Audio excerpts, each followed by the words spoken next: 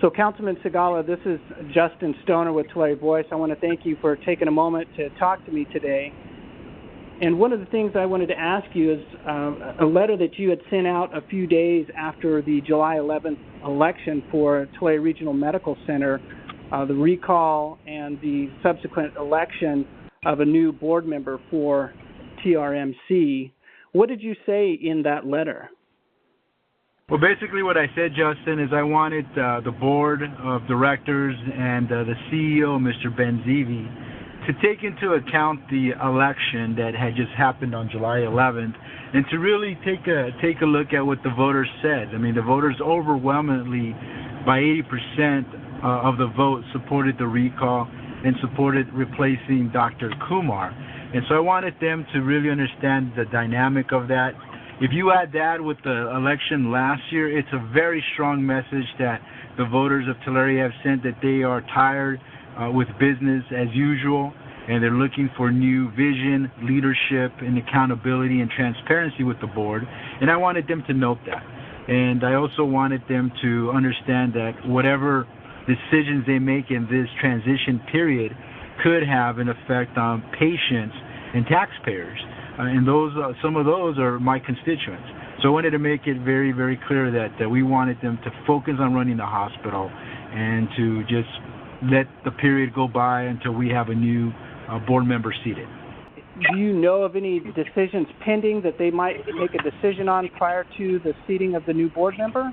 Well, it's very difficult, Justin, to kind of ascertain that because, you know, they operate within 24 hours of notice.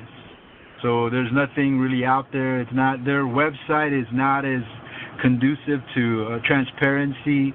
So it's very difficult to answer that question. I went to a board meeting a couple of weeks ago where I spoke against the $22 million loan that they had scheduled within the 24-hour notice without any details, without any information. So I couldn't tell you what they're thinking of doing because that's one of the problems that the community has had is the lack of transparency. And since you sent that letter, have you had any response or reaction from the board? I haven't heard of any. I did get a response, or a response from Kevin Northcraft, who I believed has formally requested that the July meeting not take place unless the new board member will be seated. But I haven't heard anything from Dr. Benzeevi or any other board members, but I have gotten a lot of support and acknowledgement and thank you for putting that letter out from a lot of community members. In sending that letter, you may not have even expected a reaction or any kind of formal response at the time. No, I mean, I wanted to put it out there. Yeah, I wanted to put it out there as an open letter so that they knew that was kind of, wanted to share with the public my concerns and my point of view. Obviously, it's something that I cannot dictate to them. However, they can take a look at it and take it into consideration. And that's what I was hoping for, that they know that the community is very supportive and excited about the changes that are occurring at Tulare Regional Medical Center. And, I would hate for them to make hasty decisions in sort of the final hours of that majority board that would straddle our taxpayers, my constituents, folks in the city of Tulare with, financial burden for years to come. And so I'm hoping that they just focus on the day-to-day operations. Sure. And what are some important next steps for the board at this point? I think first and foremost, at least from my perspective, obviously I am a council member in the city, so I don't have a say in the hospital board, but I am a resident. I am someone who is concerned about our hospital. And I think the first step is trying to figure out what's happening. There's a lot of bureaucracy, layer after layer. There's a lot of companies that are involved in loaning themselves money, putting things out there. So I think the first things that the board needs to do is come up to speed on what is really happening with the financials, who's who, taking a look at what can be done to move the hospital forward and building the tower, completing the tower.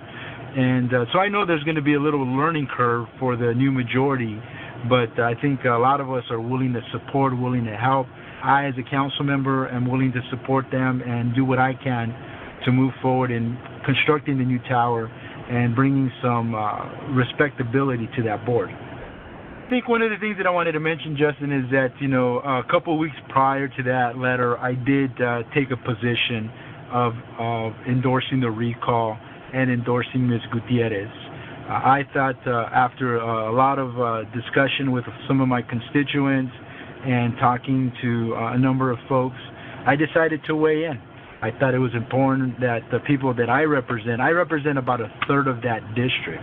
And so I wanted to make it clear that I wanted to support my constituents who want change, who want better access to health care, quality health care, and who want to believe in the government, believe in leaders who've been elected that are going to do the right thing.